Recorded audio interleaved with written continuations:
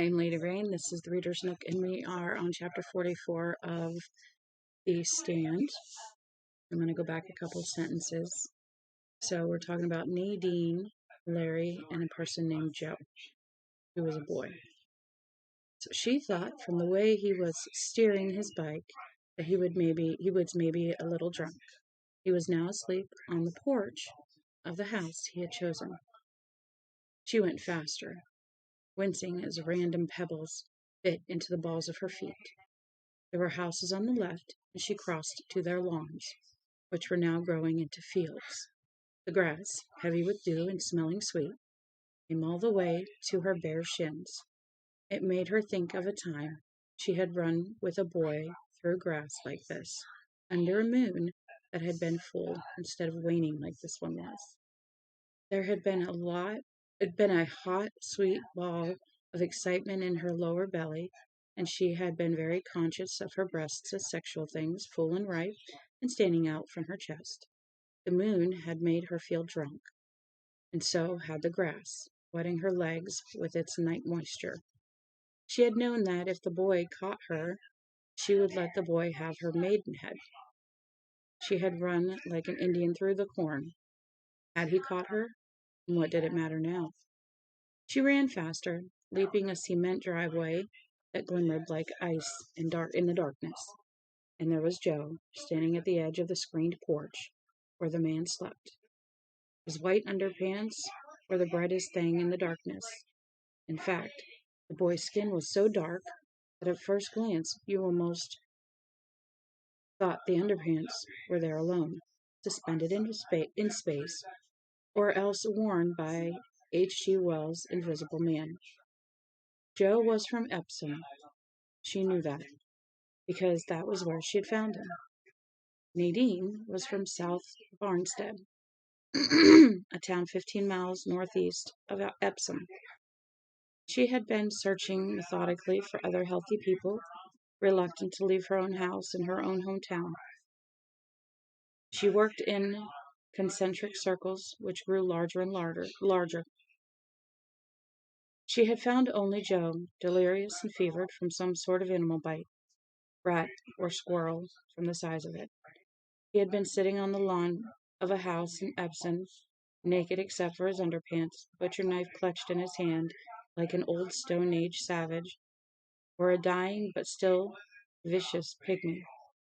She had had experience with infections before. She had carried him into the house. Had it been his own? She thought it likely, but would never be sure unless Joe told her. There had been dead people in the house, a lot of them. Mother, father, 3 other children, the oldest about 15. She had found a doctor's office where there was disinfectant and antibiotics and bandages. She was not sure which antibiotics would be right, and she knew she might kill him if she chose wrongly. But if she did nothing, he would die anyway. The bite was on the ankle, which had puffed to the size of an inner tube. Fortune was with her. In 3 days, the ankle was down to normal size, and the fever was gone. The boy trusted her. No one else apparently but her. She would wake up mornings and he would be clinging to her. They had gone to the big white house. She called him Joe. It wasn't his name, but in her life as a teacher, any little girl whose name she hadn't known had always been Jane. Any little boy, a Joe. The soldier had come by, laughing and crying and cursing Lieutenant Morton. Joe had wanted to rush out and kill him with the knife. Now this man. She was afraid to take the knife away from him because it was Joe's talisman. Attempting to do that might be the one thing that could make him turn on her. He slept with it clutched in his hand, and one night she had attempted to pull it free, more to see if it could actually be done than to actually remove it for good. He had been awake instantly, with no movement. One moment fast asleep, the next, those unsettling gray eyes, with their Chinese shape, had been staring at her with mild savagery. He had pulled the knife back with a low growl. He didn't talk. Now he was raising the knife, lowering it, raising it again, making those low, growling noises in his throat, and jabbing the knife at the screen, working himself up to actually rushing in the door, perhaps. She came up behind him, not making any special effort to be quiet, but he didn't hear her. Joe was lost in his own world. In an instant, unaware that she was going to do it, she clapped her hands over his wrist and twisted it violently in an anti-clockwise direction. Joe uttered a hissing gasp, and Larry Underwood stirred a little in his sleep, turned over, and was quiet again. The knife fell to the grass between them, its serrated blade holding splintered reflections of the silver moon. They looked like luminous snowflakes. He stared at her with anger, reproachful and distrusting eyes. Nadine stared back uncompromisingly. She pointed back the way they had come. Joe shook his head viciously. He pointed at the screen and the dark lump in the sleeping bag beyond the screen. He made a horribly explicit gesture, drawing his thumb across his throat at the Adam's apple, then grinned. Nadine had never seen him grin before, and it had chilled her. It could not have been more savage if those gleaming white teeth had been filed to points. "No," she said softly, "or I'll wake him up now." Joe looked alarmed. He shook his head rapidly. "Then come back with me. Sleep." He looked down at the knife, then up at her. The savagery, for now at least, was gone. He was only a lost little boy who wanted his teddy, or the scratchy blanket which had graduated with him from the crib. Nadine recognized vaguely that this might be the time to make him leave with the knife, to just shake her head firmly, no. But then what? Would he scream? He had screamed after the lunatic soldier had passed out of sight. Screamed and screamed, huge and inarticulate sounds of terror and rage. Did she want to meet the man in the sleeping bag at night, and with such screams ringing in her ears and his? "Will you come back with me?" He nodded. Joe nodded. "All right," she said quietly. He bent quickly and picked it up. They went back together. He crawled next to her trustingly, the interloper forgotten, at least temporarily. Wrapped his arms around her and went to sleep. She felt the old familiar ache in her belly, the one so much deeper and all-pervading than those caused by the exercise. It was a woman ache, and nothing could be done about it. She fell asleep. She woke up sometime in the early hours of the morning. She wore no watch, cold and stiff and terrified, afraid suddenly that Joe had cunningly waited until she had fallen asleep to creep back to the house and cut the man's throat in his sleep. Joe's arms were no longer around her. She felt responsible for the boy. She had always felt responsible for the little ones who had not asked to be in the world. But if he had done that, she would cut him adrift. To take life when so much had been lost was the one unpardonable sin, and she could not be alone with Joe much longer without help. Being with him was like being in a cage with a temperamental lion. Like a lion, Joe could not or would not speak. He could only roar in his lost little boy's voice. She sat up and saw the boy was still with her. In his sleep he had drawn away from her a little. That was all.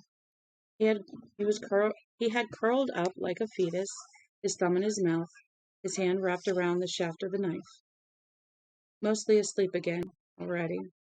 She walked to the grass, urinated, and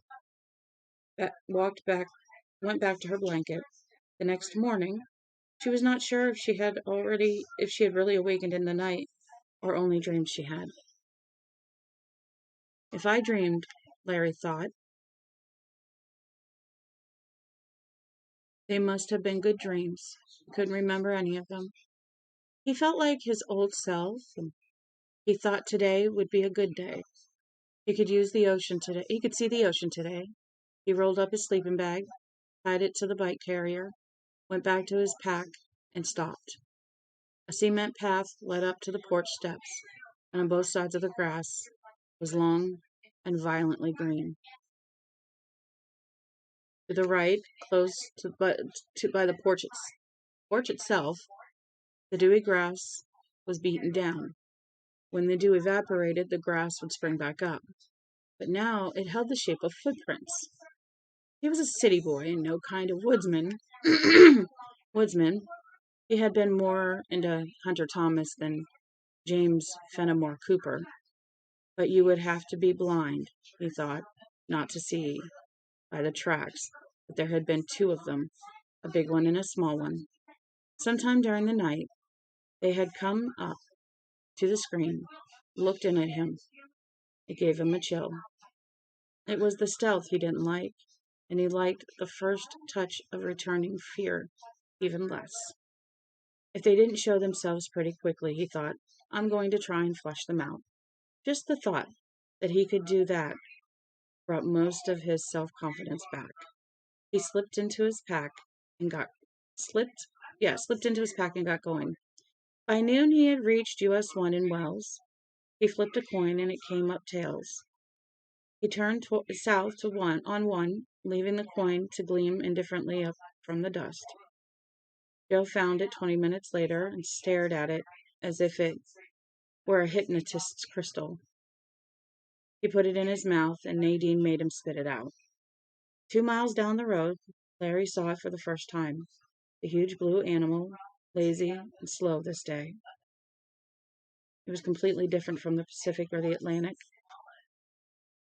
that lay off Long Island. That part of the ocean looked complacent somehow, almost tame. This water was a darker blue, nearly cobalt, and it came up to the land in one rushing swell after another, and bit at the rocks. Spume, as thick as egg white, jumped into the air, and then splattered back. The waves made a constant growling boom against the shore. Larry parked his bike and walked toward the ocean, feeling a deep excitement that he couldn't explain. He was here. He had made it to the place where the sea took over. This was the end of the East Coast. This was the end of East. This was Land's End. He crossed a marshy field, his shoes squashing through water standing around hammocks. Hi! It's okay. We're still on chapter 44. Plus, I think I'm catching a cold, so that doesn't help. Squishing through water, standing around hummocks and clumps of reeds. There was a rich and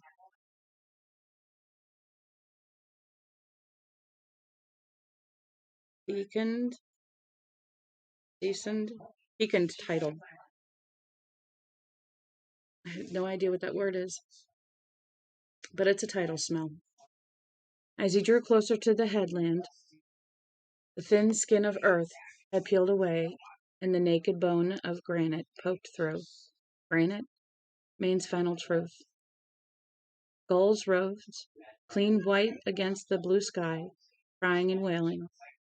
He had never seen so many birds in one place before. It occurred to him that, despite their white beauty, gulls were carrion eaters. He thought that the thought that followed was nearly unspeakable, but it had formed fully in his mind before he could push it away. The pickings must be real good just lately. He began to walk again, his shoes now clicking and scraping on sun-dried rock, which would always be wet in its many seams from the spray. There were barnacles growing in those cracks, and scattered here and there like shrapnel bursts of bone were the shells the gulls had dropped to get at the soft meat inside. A moment later he stood upon the naked headland. The sea wind struck him full force, lifting his heavy growth of hair back from his forehead.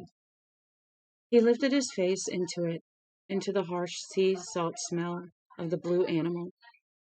The combers, glassy blue-green, moved slowly in, their slopes becoming more pronounced at the bottom, as the bottom shallowed, as beneath them, their peaks gaining first a curl of foam, then a curdly topping. Then they crashed suicidally against the rocks as they had since the beginning of time.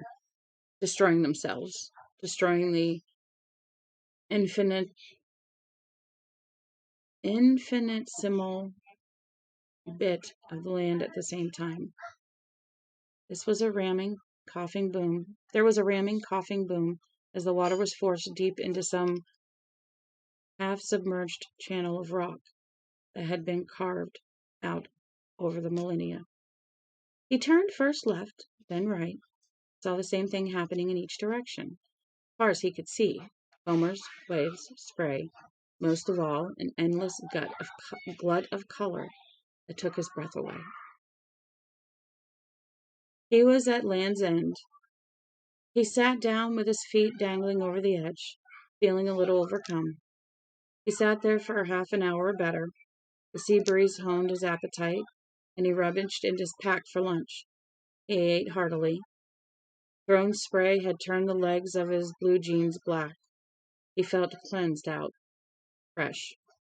He walked back across the marsh, still so full of his own thoughts that he first supposed the rising scream to be the gulls again. He had even started to look up at the sky before he realized it was a nasty jolt of fear, that it was a human scream, a war cry. His eyes jerked downward again, and he saw a young boy running across the road toward him, muscular legs pumping. In one hand he held a large butcher knife. He was naked except for underpants, and his legs were crisscrossed with bramble welts. Behind him, just coming out of the brush and nettles on the far side of the highway, was a woman. She looked pale, and there were circles of weariness under her eyes. "Joe," she called, and then began to run as if it hurt her to do so. Joe came on, never heeding, his bare feet splashing up thin sheets of marsh water. His entire face was drawn back in a tight, murderous grin. The butcher knife was high over his head, catching the sun. "He's coming to kill me," Larry thought, entirely relaxed by the idea. This boy, what did I ever do to him? "Joe!" the woman screamed, this time in a high, weary, despairing voice. Joe ran on, closing the distance. Larry had time to realize he had left his rifle with his bike, and then the screaming boy was upon him. And as he brought the butcher knife down in a long, sweeping arc, Larry's paralysis broke. He stepped aside and, not even thinking, brought his right foot up and sent the wet yellow work boot it was wearing into the boy's midriff. And what he felt was pity. There was nothing to the kid. He went over like a candlepin. He looked fierce, but was no heavyweight. "Joe!" Nadine called. She tripped over the hummock and fell to her knees, splashing her white blouse with brown mud. "Don't hurt him. He's only a little boy. Please don't hurt him." She got to her feet and struggled on. Joe had fallen flat on his back. He was splayed out like an X, his arms making a V, his open legs making a second inverted V. Larry took a step forward and tromped on his right wrist, pinning the hand holding the knife to the muddy ground. "Let go of the sticker, kid." The boy hissed, and then made a grunting, gobbling sound like a turkey. His upper lip drew back from his teeth. His Chinese eyes glared into Larry's. Keeping his foot on the boy's wrist was like standing on a wounded, but still vicious snake. He could feel the boy trying to yank his hand free. And never mind if it was at the expense of skin, flesh, or even broken bone. He jerked into a half-sitting position and tried to bite Larry's leg through the heavy, wet denim of his jeans. Larry stepped down even harder on the thin wrist, and Joe uttered a cry, not of pain, but defiance. "Let it go, kid." Joe continued to struggle. The stalemate would continue until Joe got the knife free, or until Larry broke his wrist if Nadine had not finally arrived, muddy, breathless, and staggering with weariness. Without looking at Larry, she dropped to her knees. "Let it go," she said quietly, but with great firmness.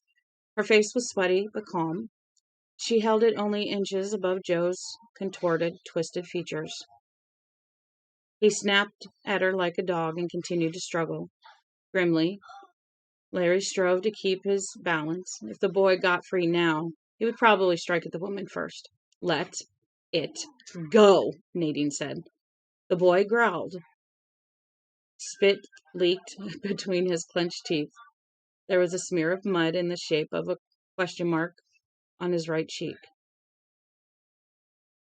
We'll leave you, Joe. I'll leave you. I'll go with him, unless you're good. Larry felt a further tensing of the arm under his foot, then a loosening, but the boy was looking at her grievingly, accusingly, reproachfully. When he shifted his gaze slightly to look at Larry, Larry could read the hot jealousy in those eyes, even with the sweat running off him in buckets. Larry felt cold under that stare. She continued to speak calmly. No one would hurt him. No one would leave him. If he let go of the knife, everyone could be friends. Gradually, Larry became aware that the hand under his shoe had relaxed and let go. The boy lay dormant, staring up at the sky. He had opted out. Larry took his foot off Joe's wrist, bent quickly, and picked up the knife. He turned and scaled it up and out towards the headland. The blade whirled and whirled, throwing off spears of sunlight. Joe's strange eyes followed its course and gave one long, hooting wail of pain. The knife bounced on the rocks, and the thing clattered and skittered over the edge. Larry turned back and regarded them. The woman was looking at Joe's right forearm, where the waffle shape of Larry's boot was deeply embedded, and turning an angry, exclamatory red. Her dark eyes looked up from that to Larry's face. They were full of sorrow. Larry felt the old defensive and self-serving words rise. I had to do it. It wasn't my fault. Listen, lady, he wanted to kill me. Because he thought he could read the judgment in those sorrowing eyes. You ain't no nice guy. But in the end, he said nothing.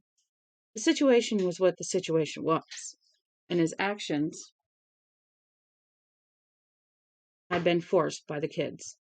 Looking at the boy, who had now curled himself up desolately over his own knees and put a thumb in his mouth, he doubted if the boy himself had initiated the situation. And it could have ended in a worse way, with one of them cut or even killed.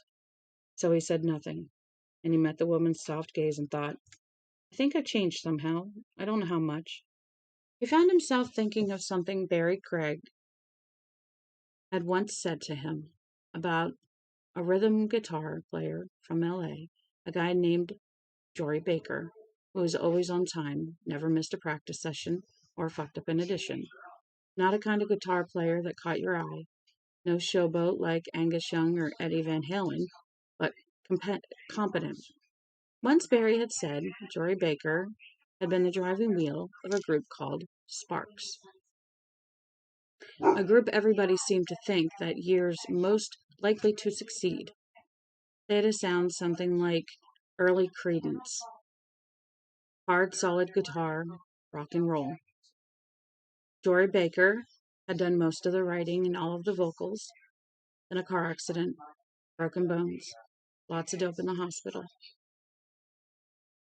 He had come out, as the John Prine song says, with a steel plate in his head and a monkey on his back. He progressed from Demerol to heroin. He got busted a couple of times. After a while, he was just another street druggie from fumbled fingers, spare changing down at the Greyhound station and hanging out on the strip. Then somehow, over a period of 18 months, he had gotten clean and stayed clean. A lot of him was gone. He was no longer the driving wheel of any group, most likely to succeed or otherwise. But he was always on time, never missed a practice session or fucked up an audition. He didn't talk much, but the needle highway on his arm had disappeared. And Barry Craig had said, he's come out the other side. That was all. No one can tell what goes on in between the person you were and the person you become. No one can chart that blue and lonely section of hell. There are no maps of the change. You just come out the other side, or you don't. I've changed somehow, Larry thought dimly. I've come out the other side too. She said, "I'm Nadine Cross. This is Joe. I'm happy to meet you. Larry Underwood." The two shook hands, both smiling faintly at the absurdity. "Let's walk back to the road," Nadine said. They started off side by side, and after a few steps, Larry looked back over his shoulder at Joe, who was still sitting over his knees and sucking his thumb, apparently unaware they were gone. "He'll come," she said quietly. "Are you sure?" "Quite sure." As they came to the highway's gravel shoulder, she stumbled, and Larry took her arm. He looked at him gratefully. "Can we sit down?" she asked. "Sure." So they sat down on the pavement, facing each other, and after a little bit, Joe got up and plodded toward them, looking down at his bare feet. He sat a little way apart from them. Larry looked at him wearily, then back to Nadine Cross. "You were the two following me. You knew?" "Yes, I thought you did. How long?" "2 days now," Nadine said. "We were staying at the big house in Epsom." Seeing his puzzled expression, she added, "By the creek. You fell asleep by the rock wall." He nodded. "And last night the two of you came to peek in while I was sleeping on that porch. Maybe to see if I had horns or a long red tail." "That was Joe," she said quietly. "I came after him when I found he was gone." "How did you know?" "You left tracks in the zoo." "Oh." She looked at him closely, examining him. And although he wanted to, Larry didn't drop his eyes. "I don't want you to be angry with us. I suppose that sounds ridiculous after Joe just tried to kill you, but Joe isn't responsible." "Is that his real name?" "No, just what I call him. He's like a savage in a National Geographic TV show." "Yes, yes, just like that. I found him on the lawn of a house. His house, maybe."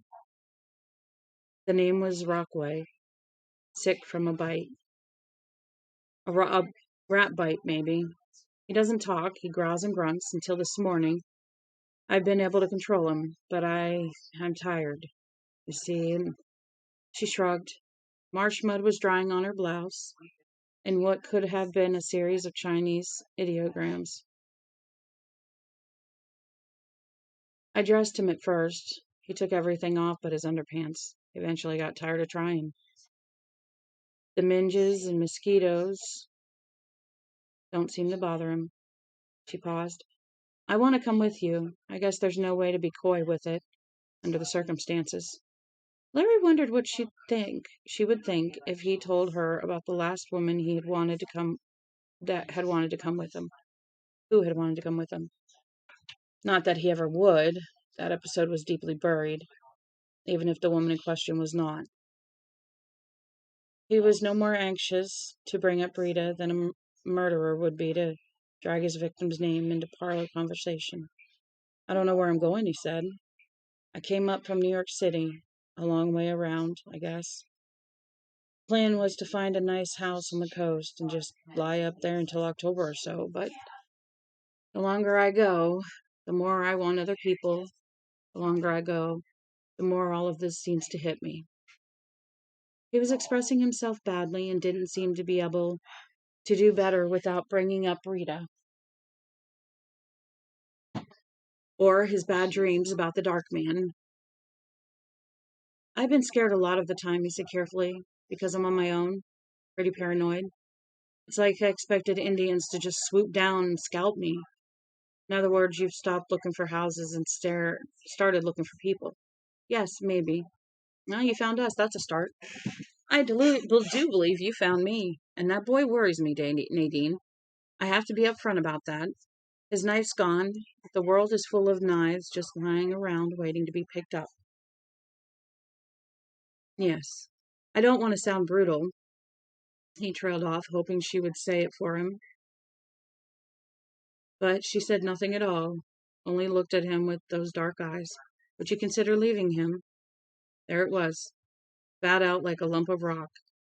And he still didn't sound like much of a nice guy. But was it right? Was it fair to either of them to make a bad situation worse by burdening themselves with a 10-year-old psychopath? He had told her he was going to sound brutal, and he supposed he had. But they were in a brutal world now.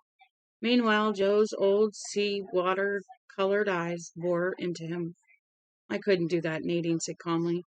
"I understand the danger, and I understand that the danger would be primarily to you. He's jealous. He's afraid that you might become more important to me than he is." He might very well try to get at you again unless you make friends with him, or at least convince him you don't mean to. She trailed off, leaving that part vague. But if I left him, that would be the same as murder. And I won't be a party to that. Too many have died to kill more. If he cuts my throat in the middle of the night, you'll be the party to that. She bowed her head, speaking so quietly that only she could hear. He didn't know if Joe, who was watching them, understood what they were talking about or not. Larry said, he probably would have done it last night if you hadn't come after him. Isn't that the truth? Softly she replied, those are things that might be. Larry laughed. The ghost of Christmas yet to come. She looked up. I want to come with you, Larry, but I can't leave Joe. You will have to decide. You don't make it easy. These days, it's no easy life. He thought about it. Joe sat on the soft shoulder of the road, watching them with his sweet seawater eyes. Behind them, the real sea moved restlessly against the rocks, booming in its secret channels where it had infiltrated the land. All right, he said. I think you're being dangerously soft-hearted, but all right. Thank you, Nadine said. I will be responsible for his actions. That will be a great comfort if he kills me. That would be on my heart for the rest of my life, Nadine said. And a sudden certainty that all her words about the sanctity of life would someday not too distant rise up to mock her swept her like a cold wind, and she shuddered. No, she told herself, I'll not kill. Not that. Never that. They camped that night on a soft white sand of the Wells public beach. Larry built a large fire above the strand of kelp that marked the last high tide, and Joe sat on the other side, away from him and Nadine, feeding small sticks into the blaze. Occasionally he would hold a bigger stick into the flames until it caught like a torch, and then tear away down the sand, holding it aloft like a single flaming birthday candle. They were able to see him until he was beyond the 30-foot glow of the fire, and then only his moving torch, drawn back in the wind manufactured by his wild sprinting. The sea breeze had come up a little, and it was cooler than it had been for days. Vaguely, Larry remembered the spell of rain that had occurred the afternoon he had found his mother dying, just before the superflu had hit New York like a high-balling freight train. Remembered the thunderstorm, white curtains blowing wildly into the apartment. He shivered a little, and the wind danced a spiral of fire out of the fire, and up toward the black star-shot sky. Embers cycloned up even higher and flickered out. He thought of fall, still distant but not so far as it had been on that day in June, when he had discovered his mother lying on the floor delirious. He shivered a little. North, far down on the beach, Joe's torch bobbed up and down. It made him feel lonely, and all the colder. That single light flickering in a large and silent dark. The surf rolled and boomed. Do you play? He jumped a little at her voice and looked at the guitar case lying beside them on the sand. It had been leaning against the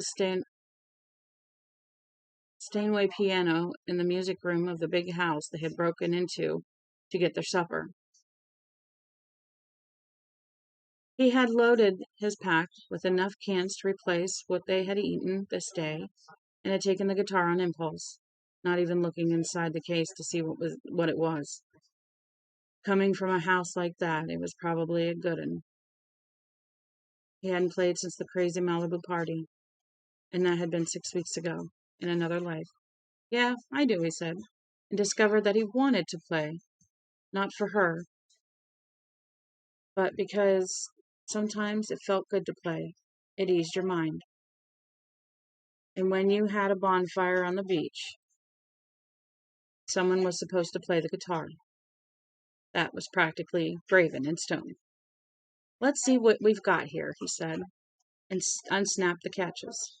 He had expected something good, but what lay inside the case was still a happy surprise. It was a Gibson, 12-string, a beautiful instrument, perhaps even custom made. Larry wasn't even enough of a judge of guitars to be sure. He did know that the fretboard inlays were real mother of pearl, catching reddish-orange glints from the fire and waxing them into prisms of light. "It's beautiful," she said. "It sure is."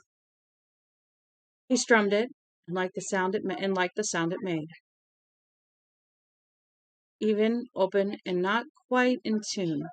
The sound was fuller and richer than the sound you got from a six-string. A harmonic sound, but tough. That was the good thing about a steel string guitar. You got a nice, tough sound. And the strings were black diamonds wrapped in a little hokey, like the hokey pokey. But you get an honest sound, a trifle rough when you changed chords. Zing. He smiled a little, remembering Barry Gregg's contempt for the smooth, flat guitar strings. He had always called them dollar slicks. Good old Barry, who wanted to be Steve Miller when he grew up. "What are you smiling about?" Nadine asked. "Old times," he said, and felt a little sad. He tuned by ear, getting it just right, still thinking about Barry and Johnny McCall and Wayne Stuckey. But as he was finishing, she tapped him lightly on the shoulder and he looked up. Joe was standing by the fire, a burned-out stick held forgotten in one hand. Those strange eyes were staring at him with frank fascination, and his mouth was open. Very quietly, so quietly that it might have been the thought in his own head, Nadine said, "Music hath charms." Larry began to pick out a rough melody on the guitar, an old blues he had picked up off an electro folk album as a teenager. Something originally done by Horner, Ray, and Glover, he thought. When he thought he had the melody right. "Did you really?" "Yes, you did. You unplugged it. You little booger. Come here." "Hi, Harley." When he thought he had the melody right, he let it walk off down the beach and then sang. His singing was always going to be better than his playing. "Well, you see me coming, baby, for a long ways away. I will turn the night, mama, right into day.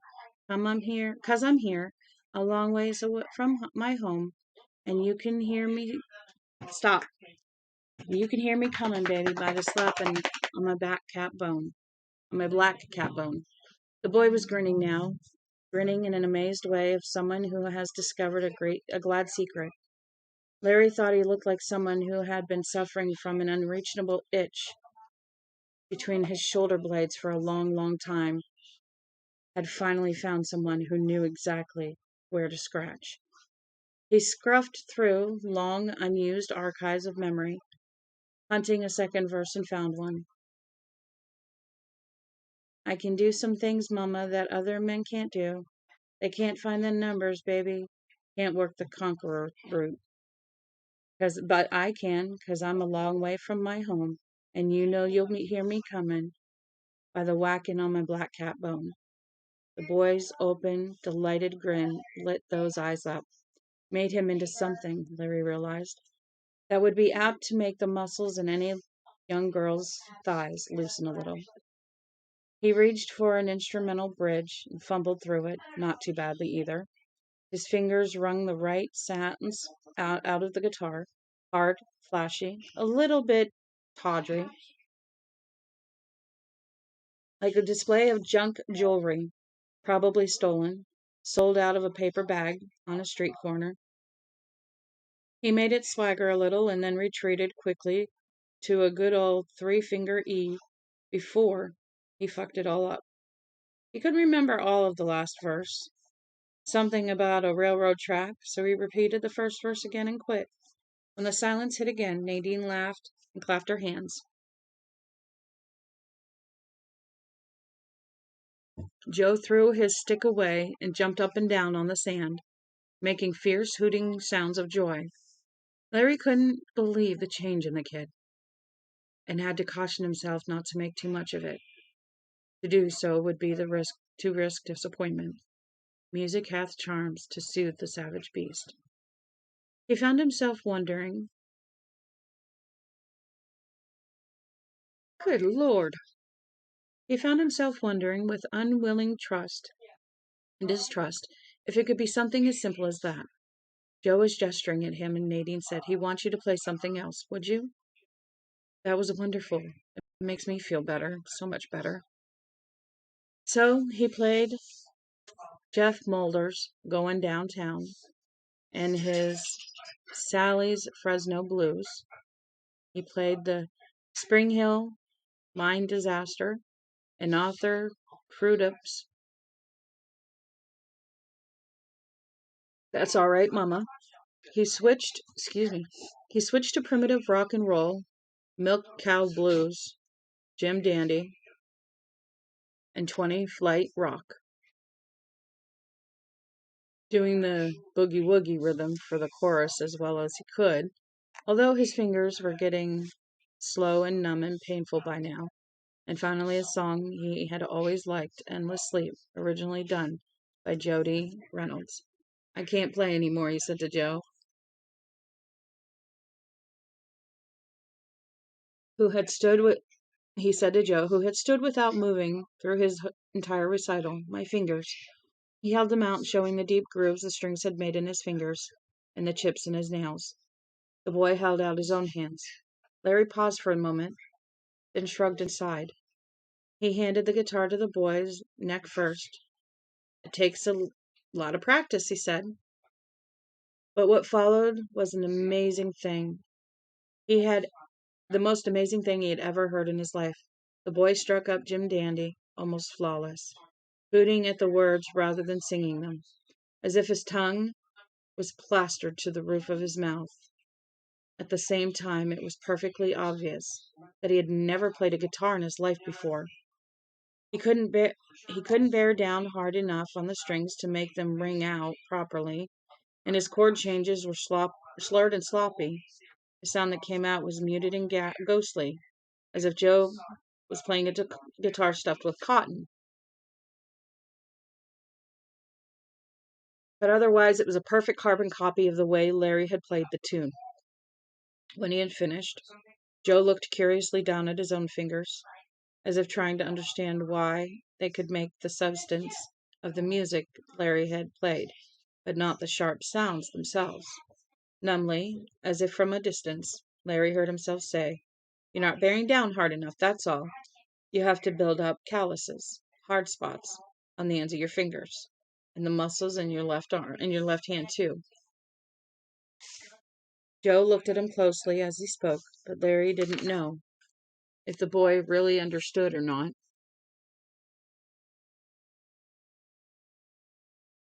He turned to Nadine. "Did you know he could do that?" "No, I'm as surprised as you are. It's as if he's a prodigy or something, isn't it?"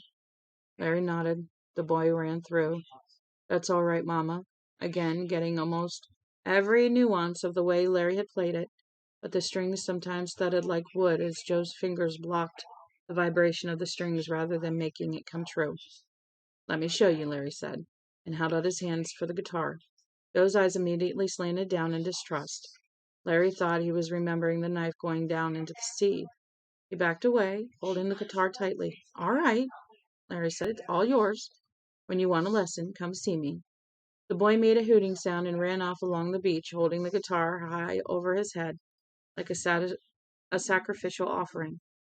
"He's going to smash it to hell," Larry said. "No," Nadine answered. "I don't think he is." Larry woke up sometime in the night and propped himself up on one elbow. Nadine was only a vaguely female shape wrapped in 3 blankets a quarter of the way around the dead fire. Directly across from Larry was Joe. He was also under several blankets, but his head stuck out. His thumb was corked securely in his mouth. His legs were drawn up, and between them was the body of the Gibson 12-string. His free hand was wrapped loosely around the guitar's neck. Larry stared at him, fascinated. He had taken the boy's knife and thrown it away. The boy had adopted the guitar. Fine, let him have it. You couldn't stab anybody to death with a guitar, although, Larry supposed, it would make a pretty, fair, blunt instrument. He dropped off to sleep again. My eyes are watering.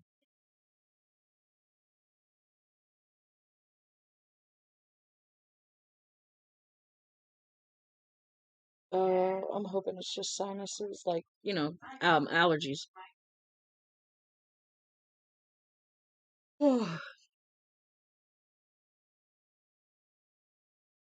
When he woke up the next morning, Joe was sitting on a rock with a guitar in his lap and his bare feet in the run of the surf, playing Sally's Fresno blues. He had gotten better. Nadine woke up 20 minutes later and smiled at him radiantly. It occurred to Larry that she was a lovely woman, and a snatch of song occurred to him, something by Chuck Berry. Nadine, honey, is that you? Aloud he said, let's see what we've got for breakfast.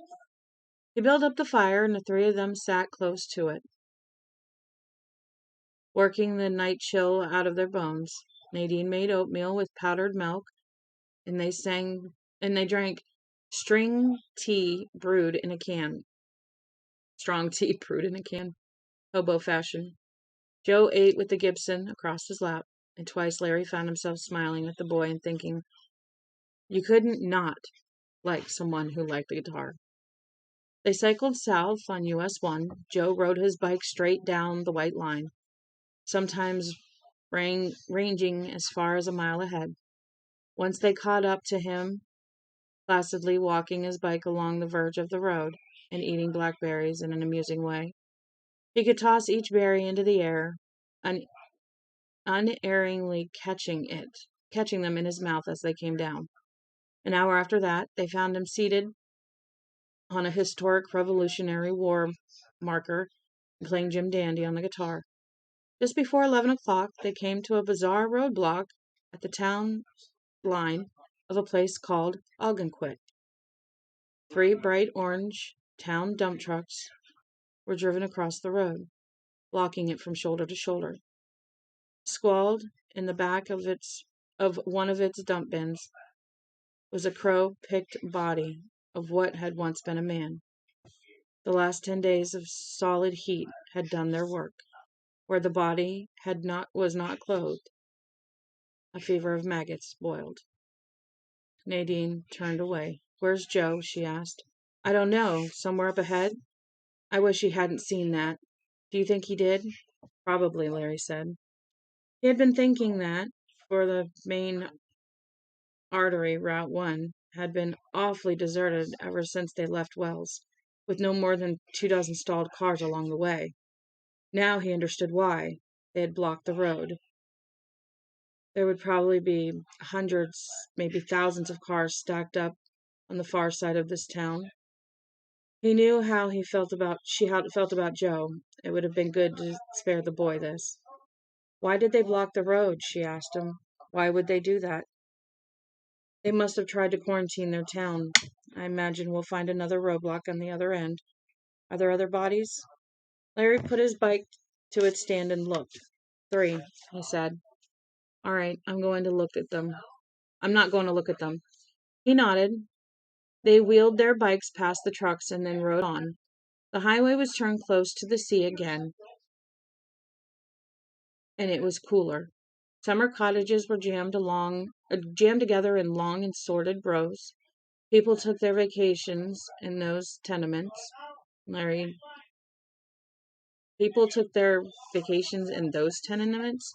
wondered.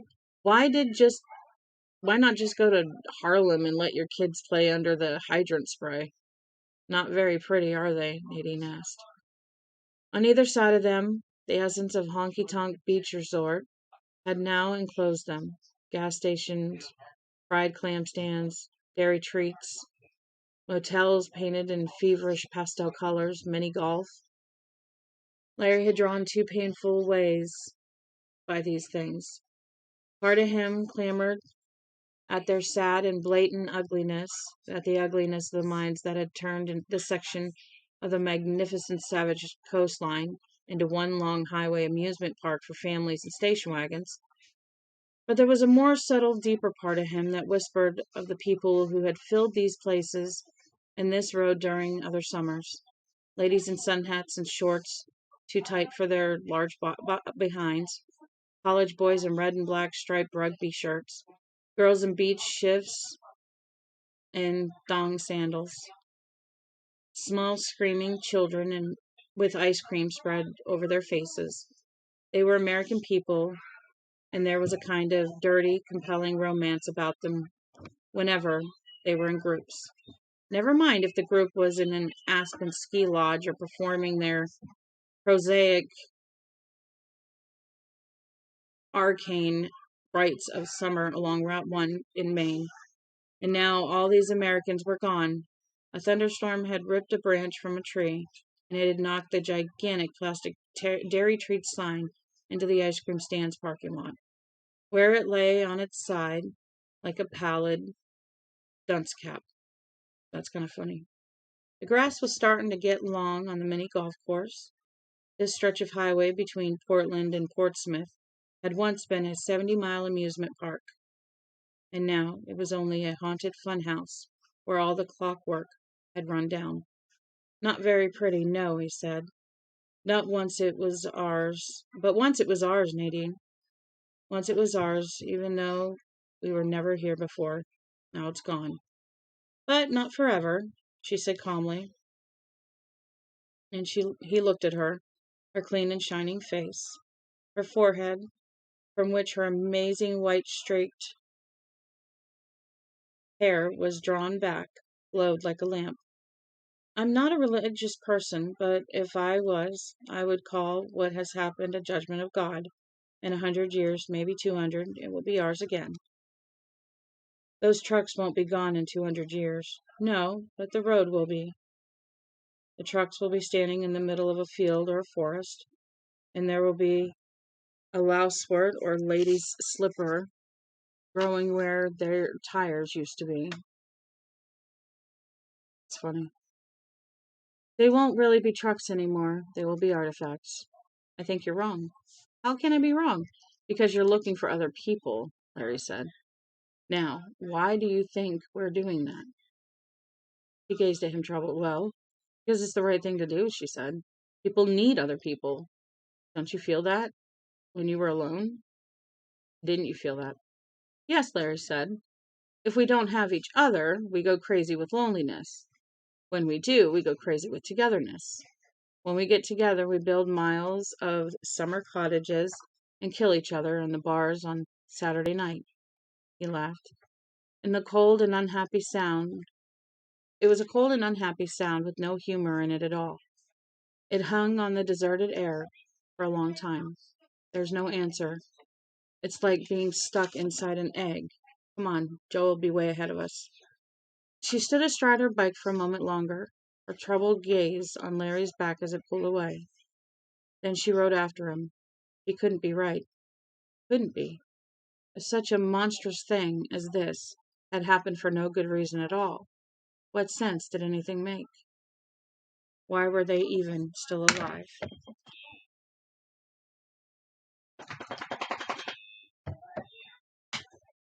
Joe wasn't so far ahead after all.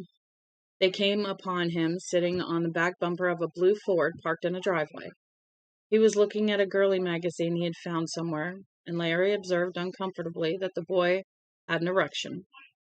He shot a glance at Nadine, and she was looking elsewhere, perhaps on purpose. When they reached the driveway, Larry asked, "Coming?" Joe had the magazine aside, and instead of standing up, making a guttural interrogative sound and pointing up to in the air, Larry glanced up wildly for a moment, thinking the boy had seen an airplane.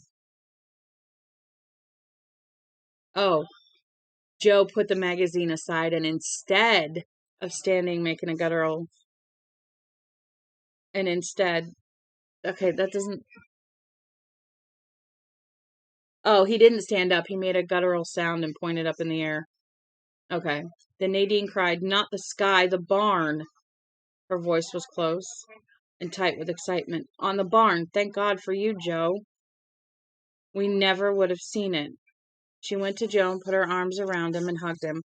Larry turned to the barn, where white letters stood out clearly on the faded shingle roof. "Gone to Stovington, Vermont. Flagg Center." Below were the series of road instructions, and at the bottom, "Leaving Ungunquit July 2nd,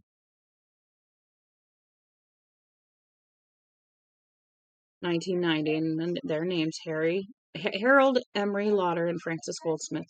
Jesus Christ, his ass must have been out to the wind when he put that last line on there,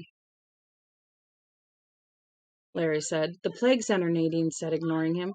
"Why didn't I think of that? I read an article about it in the Sunday Supplement magazine not 3 months ago. They've gone there. If they're still alive." "Still alive? Of course they are.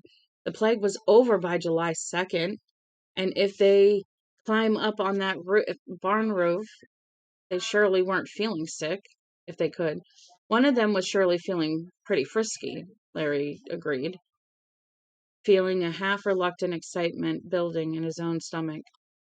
And to think it came across, and to think I came right across Vermont. "Stovington is north on Highway 9 by quite a ways," Nadine said absently, still looking at the barn, up at the barn. "Still, they must be there by now. July 2nd was 2 weeks ago today." Her eyes were alight. "Do you think there might be others at that Plague Center, Larry? I mean, there might be, don't you think? Since they know all the quarantines and sterile clothing. They know all about quarantines and sterile clothing. They would have been working on a cure, wouldn't they?" "I don't know," Larry said cautiously. "Of course they would," she said impatiently and a trifle wildly. Larry had never seen her so excited, not even when Joe performed his amazing feat of mimicry on the guitar. "I'll bet Harold and Francis have found dozens of people, maybe hundreds. We'll go right away. The quickest route." "Wait a minute," Larry said, taking her by the shoulder. "What do you mean, wait? Do you realize?" "I realize that sign's waited 2 weeks for us to come by, and this can wait a little longer. In the meantime, let's have some lunch. And old Joe, the guitar-picking fool, is falling asleep on his feet." She glanced around. Joe was looking at the girly magazine again, but he had started to nod and blink over it at in a glassy way. There were circles under his eyes. "You said he just got over an infection," Larry said. "And you've done a lot of hard traveling too, not to mention stalking the blue-eyed guitar player?" "You're right. I never thought. All he needs is a good meal and a good nap." "Of course, Joe. I'm sorry. I wasn't thinking." Joe made a sleepy and mostly disinterested grunt. Larry felt a... Hold on. She unplugged my heater, and I just want to stay warm. There we go. Larry felt a lump of residual fear rise up in him and what he had to say next. But it ought to be said. If he didn't, Nadine would as soon as she had the chance to think, and besides, it was time maybe to find out if he had changed as much as he thought. "Nadine, can you drive?" "Drive? Do you mean, do I have a license?" "Yes, but a car really isn't that practical with all the stalls in the road, is it? I mean, I wasn't thinking about a car," he said, and the image of Rita riding pillion behind the mysterious black man, his mind's symbolic representation of death, he supposed, suddenly rose up behind his eyes, two of them dark and pale, bearing down on him astride a monstrous Harley hog, like weird horsemen of the apocalypse. The thought dried out the moisture in his mouth and made his temples pound. But when he went on, his voice was steady. If there was a break in it, Nadine did not seem to notice. Oddly, it was Joe who looked up at him out of his half doze, seeming to notice some change. I was thinking about motorbikes of some kind. We could make better time with less effort and walk them around any messes in the road, like we walked our bikes around those town trucks back there. Dawning excitement in her eyes. Yes, we could do that. I never driven one, but you could show me what to do, couldn't you? At the words, I've never driven one, Larry's dread intensified. Yes, he said, but most of what I'd teach you would be to drive slowly until you got the hang of it, very slowly. A motorcycle, even a little motorbike, doesn't forgive human error. And I can't take you to a doctor if you get wrecked up on the highway. That's that's what we'll do. Well, Larry, are you riding a cycle? Were you riding a cycle before we came across you? You must have been. To make it up here from New York City so quickly? I ditched it, he said steadily. I got nervous about riding alone. Well, you won't be riding alone anymore, Nadine said, almost gaily. She whirled to Joe. We're going to Vermont, Joe. We're going to see some other people. Isn't that nice? Isn't it just great? Joe yawned. Nadine said she was too excited to sleep, but she would lie down with Joe until he was under. Larry rode into Ogunquit to look for a motorcycle dealership. There was none. But he thought that he had seen a cycle shop on the way out of Wells. He went back to tell Nadine and found them both asleep in the shade of the blue Ford, where Joe had been pursuing Gallery. He lay down a little way from them, but couldn't sleep. At last he crossed the highway and made his way through the knee-high timothy grass to the barn where the sign was painted. Thousands of grasshoppers jumped wildly to get out of his way as he walked toward them. And Larry thought, I'm their plague.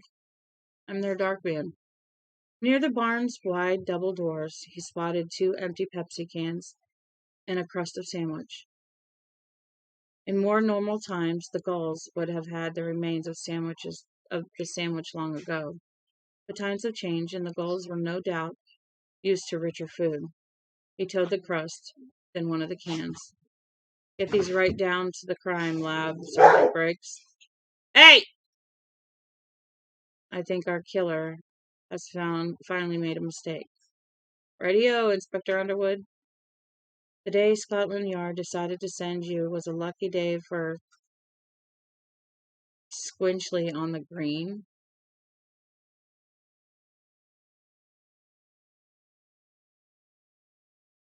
Don't mention it, Sergeant. All part of the job.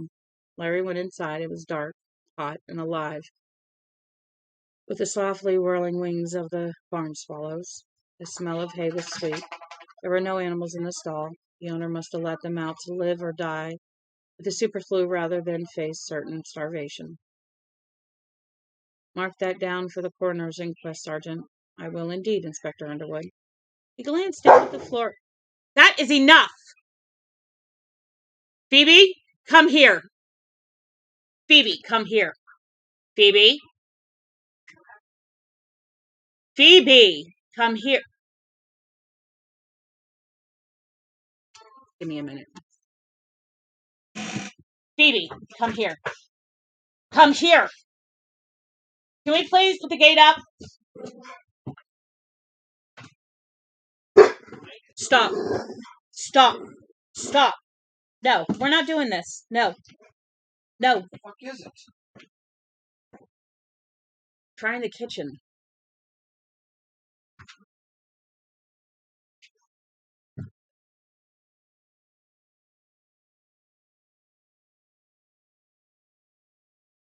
He glanced down at the floor and saw a candy wrapper. He picked it up. No. A chocolate payday candy bar. Stop. I heard you. Stop. Stop. You do not need to bark. Now stop. Stop. Stop. Nope. I'm going to hold on to you.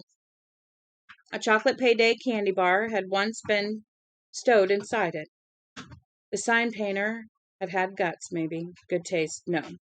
Anyone with a taste for chocolate paydays had been spending too much time in the hot sun. What's wrong with payday? Oh, wait. Chocolate payday? I thought paydays were peanuts and caramel. Nougat, maybe. But I didn't know they don't have chocolate. Steps leading to the loft were nailed to one of the loft's supporting beams. Breezy, with sweat already, not even knowing why he was there. Can I let her go now? You said to hold on to her, and you didn't tell me when to let go. Not knowing why he was here, Larry climbed up.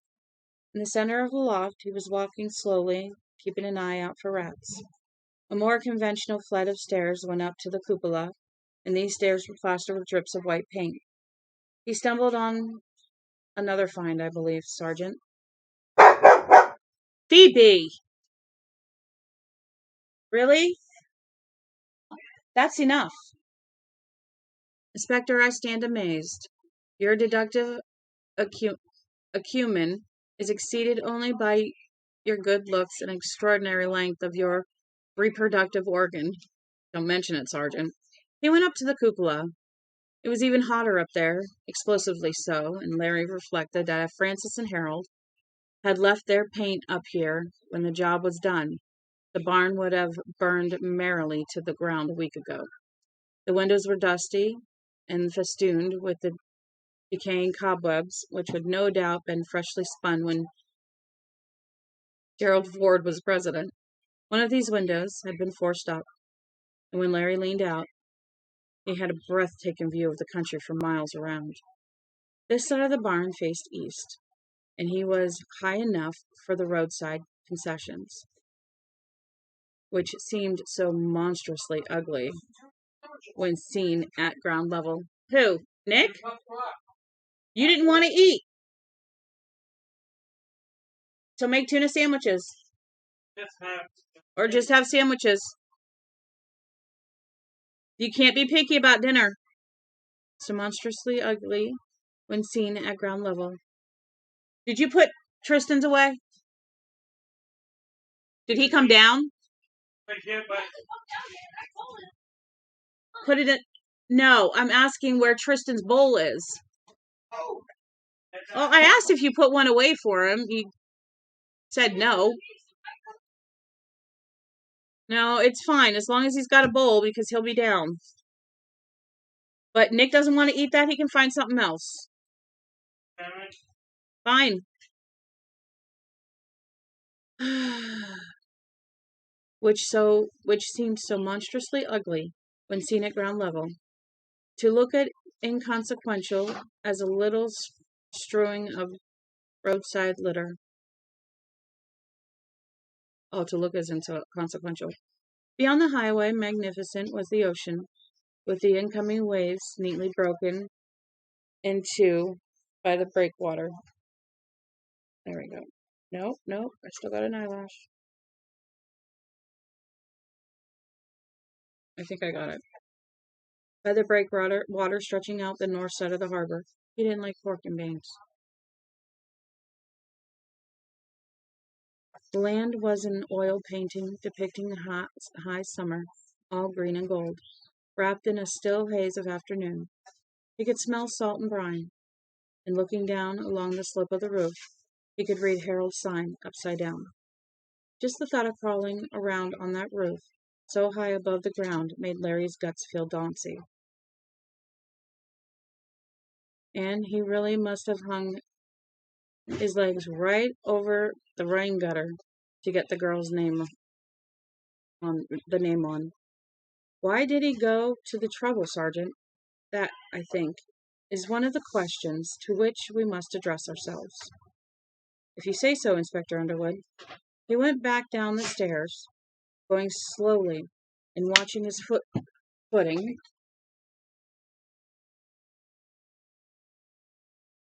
Where to go?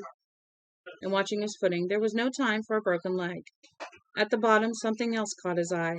Something carved into one of the support beams, startlingly white and fresh, and in direct contrast to all the rest of the barn's old, dusty darkness. He went over to the beam and peered at the carving, and then ran the ball of his thumb over it. Part in amusement, part in wonder that another human being had done it on the day he and Rita had been trekking north. He ran his nail along the carved letters again. HLLFG, in a heart with an arrow. In a heart with an arrow, I believe, Sergeant. But the bloke must have been in love. That the bloke must have been in love. Good for you, Harold, Larry said, and left the barn. The cycle shop in Wells was a Honda dealership, and from the way the showroom bikes were lined up, Harry deduced the two of them were missing. He was more proud of the second find, a crumpled candy wrapper near one of the wastebaskets, a chocolate payday. It looked as if someone, lovesick Harold Lauder probably, had finished his candy bar while deciding which bikes he and his enamorada would be happiest with. He had balled up his wrapper and shot it at the wastebasket and missed. Nadine thought his deductions were good, but she was not as fetched by them as Larry was. She was eyeing the remaining bikes in a fever to be off. Joe sat on the showroom's front step, playing the Gibson 12-string and hooting contentedly. Listen, Larry said, it's 5 o'clock now, Nadine. There's absolutely no way to get going until tomorrow. But there's 3 hours of daylight left. We can't just sit around. We might miss them. If we miss them, that's that, said. Harold Lauder left instructions once, right down to the roads they were going to take. If they move on, he'll probably do it again. But I know you're anxious, he said, and put his hands on her shoulders. He could feel the old impatience building up and forced himself to control it. But you've never been on a motorcycle before. I can ride a bike, though, and I know how to use a clutch. I told you that. Please, Larry. If we don't waste time, we can camp in New Hampshire tonight and be halfway there by tomorrow night. It's not like a bike, goddammit, he burst out, and the guitar came to a jangling stop behind him. He could see Joe looking back at them over his shoulder, his eyes narrowed and instantly distrustful. Gee, I sure do have a way with people, Larry thought. That made him even angrier. Nadine said mildly, You're hurting me. He looked and saw that his fingers were buried in the soft flesh of her shoulders, and his anger collapsed into dull shame. I'm sorry, he said. Joe was still looking at him, and Larry recognized that he had just lost half the ground he had gained with the boy. Maybe more. Nadine had said something. What? I said, tell me why it's not like a bike. His first impulse was to shout at her. If you know so much, go on, try it. See how you like looking at the world with your head on backward. He controlled that, thinking it wasn't only the boy he had lost ground with. He'd lost some with himself. Maybe he had come out the other side, but some of the old childish Larry had come out with him, tagging along at his heels like a shadow which was shrunk in the noonday sun and was not entirely disappeared. They're heavier, he said. If you overbalance, you can't get balanced as easy as you can with a bicycle. One of those 360s goes 350 pounds. You get used to controlling that extra weight very quickly, but it does take some getting used to. In a standard shift car, you operate the gear shift with your hand and the throttle with your foot. On a cycle, it's reversed. The gear shift is the foot operator and the throttle hand operated. And it takes a lot of getting used to. There are 2 brakes instead of 1. Your right foot brakes the rear wheel. Your right hand brakes the front wheel. Wow. If you forget and just use the handbrake, you're apt to fly right over the handlebars. And you're going to have to get used to your passenger. Joe? I thought he'd ride with you. I'd be glad to take him, Larry said, but right now I don't think he'd have me, do you? Nadine looked at Joe for a while, troubled at the time. No, she said, and then sighed. He may not even want to ride with me. It may scare him. If he does, you're going to be responsible for him. And if I'm responsible for the both of you, I don't want you to spill. Did that happen to you, Larry? Were you with someone? I was, Larry said, and I took a spill. And by then the lady I was with was already dead. She crashed a motorcycle? Nadine's face was very ill. Still. No. What happened? I'd say it was a 70% accident and 30% suicide. Whatever she needed from me, friendship, understanding, help, I don't know. She wasn't getting enough. He was upset now, his temples pounding thickly, his throat tight, the tears close. Her name is Rita. Rita Blakemore. I'd like to do better by you. That's all. You and Joe. Larry, why didn't you tell me before? Because it hurts to talk about it, he said simply. It hurts a lot. That was the truth, but not the whole truth. And there were the dreams. He found himself wondering if Nadine had had dreams. Last night he had awakened briefly, and she had been tossing restlessly and turning, muttering, "No, we're not doing this. Just stop." But she had said nothing today. And Joe? Did Joe have bad dreams? Well, that is enough. You are not going to sit there barking at me like that. It's like my kid yelling at me. No. Well, he didn't know about them, but fearless Inspector Underwood of Scotland Yard was afraid of the dreams, and if Nadine took a spill on the motorcycle, they might come back. We'll go tomorrow then, she said. Teach me how tonight.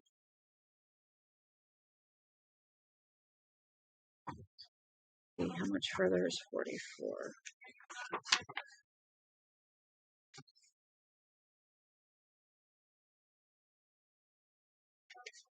Oh, we may not even get through 44 today. I'm not sure. But first, there was a matter of getting the two small bikes Larry had picked out gassed up. The dealership had a pump, but without electricity, it wouldn't run. He found another candy wrapper by the plate covering the underground tank and deduced that it had recently been pried up by the ever-resourceful Harold Lauder. Lovesick or no, hay freak or no, Larry had gained a lot of respect for Harold, almost a liking in advance. He had already developed his own mental picture of Harold, probably in his mid-30s, a farmer maybe, tall and suntanned, skinny, not too bright in the book sense maybe, but plenty canny. He grinned, building up a mental picture of someone you had never seen was a fool's game. Mid-30s, really? Because they were never the way you had imagined. Everybody knows the one about the 300-pound disc jockey with the whipcord thin voice. While Nadine got a cold supper together, Larry prowled around the side of the dealership. There he found a large steel waste can. Leaning against it was a crowbar, and curled over the top was a piece of rubber tubing. I found you again, Harold. Take a look at this, Sergeant Briggs. Our man siphoned some gas from the underground tank to get going. I'm surprised he didn't take his hose with him. Perhaps he cut off a piece, and that's what's left, Inspector Underwood. Begging your pardon, but it is in the waste can. By Jove, Sergeant, you're right. I'm going to write you up for a promotion. He took the crowbar and rubber hose back toward the plate covering the tank. Joe, can you come here for a minute and help me? The boy looked up from the cheese and crackers he was eating and gazed distrustfully at Larry. Go on now, it's all right, Nadine said quietly. Joe came over, his feet dragging a little. Larry slipped the crowbar into the plate slot. Throw your weight on that, and let's see if we can get it up, he said. For a moment he thought the boy either didn't understand or didn't want to do it. Then he grasped the far end of the crowbar and pushed on it. His arms were thin, but belted with a scrawny sort of muscle, the kind of muscle that working men from poor families always seem to have.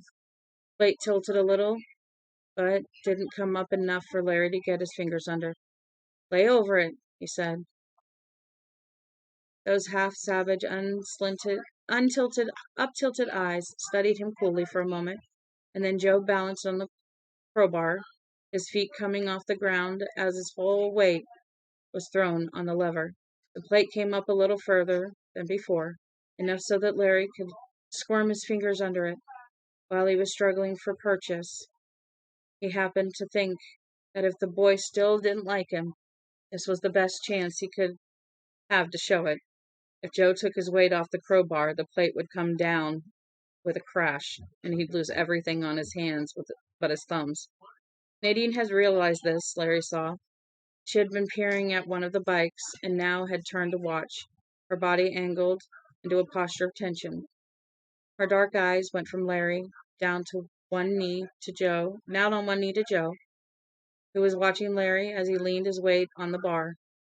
Those seawater eyes were inscrutable, and Larry couldn't find purchase. Need help? Nadine asked, her normally calm voice now just a little high-pitched.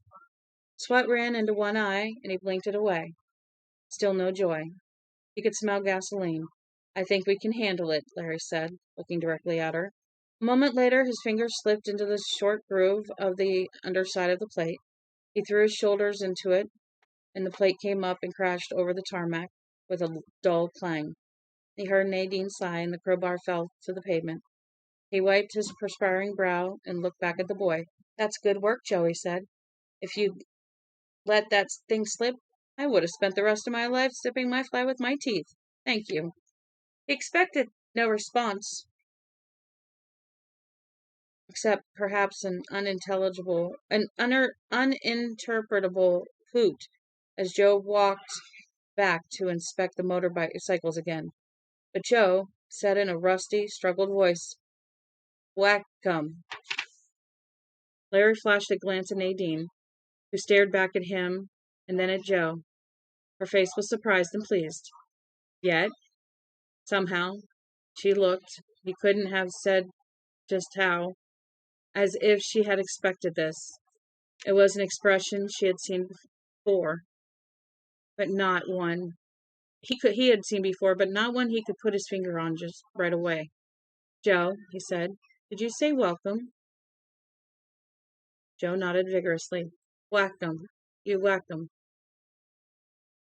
Nadine was holding her arms out and smiling. That's good, Joe. Very, very good. Joe trotted to her and allowed himself to be hugged for a moment or two. Then he began to peer at the bikes again, hooting and chuckling to himself. He can talk, Larry said. I knew he wasn't mute, Nadine answered, but it's wonderful to know he can recover. I think he needed two of us, two halves. I don't know. He saw that she was blushing and thought he knew why. He began to slip the length of rubber hose into the hole in the cement and suddenly realized that what he was doing could easily be interpreted as a symbolic, or rather crude, bit of dumb show. He looked up at her sharply. She turned away quickly, but not before he could see how intently she was watching what he was doing, and the high color in her cheeks. What are you doing?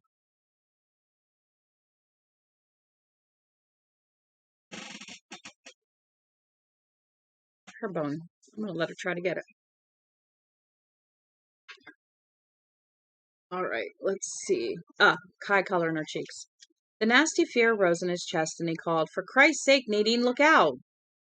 She was concentrating on her hand controls, not looking where she was going. She was going to drive the Honda directly into a pine tree at a wobbling 5 miles an hour. She looked up and he heard her say, Oh! in a startled voice. Then she swerved, much too sharply, and fell off the bike, and the Honda stalled. He ran to her, his heart in his throat. Are you all right, Nadine? Are you? Then she picked herself up shakily, looking at her scraped hands. Yes, I'm fine. Stupid me. Not looking where I was going. Did I hurt the motorcycle? Never mind the goddamn motorcycle. Let me take a look at your hands. She held them out, and he took a plastic bottle of Bactine from the pants pocket and sprayed them. You're shaking, she said. Never mind that either, Larry answered, more roughly than he had intended. Listen, maybe we had better just stick to the bicycles. This is dangerous. So is breathing, she answered calmly. And I think Joe should ride with you, at least at first. He won't. I think he will, Nadine said, looking into his face. And so do you. Well, let's stop for tonight. It's almost too dark to see. Once more. Haven't I read that if your horse throws you, you should get right back on?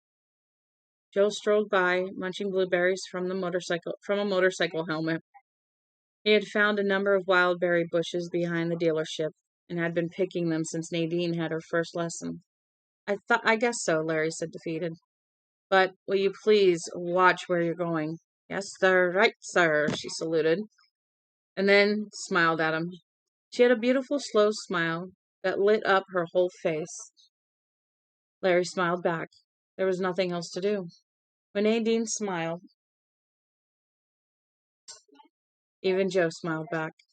This time she putted around the lot twice and then turned out onto the road, swinging over too sharply, bringing Larry's heart into his mouth again.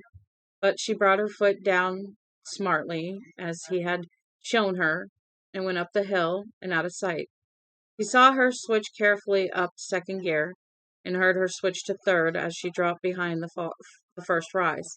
Then the bike's engine faded to a drone that melted away to nothing. He stood anxiously in the twilight, absently slapping at his occasional mosquito. Joe strolled by again, his mouth blue.